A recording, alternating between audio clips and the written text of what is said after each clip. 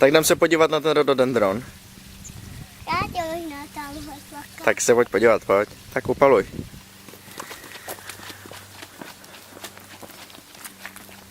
Tak tady to není rododendron, ale bazén. Jo!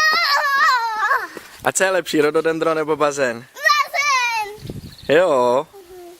Tak máš radost? Jo. Tak se na něj pojďme se na něj podívat. Jak je hluboký.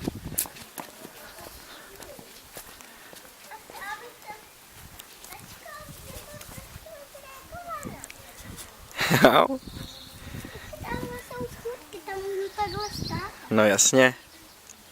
No, nebo tady toho, ale protože tam, kdyby jsem skočil, tak by jsem to mohl bouchnout do hlavy. Jo. Tak to radši skákat nebudem, ne?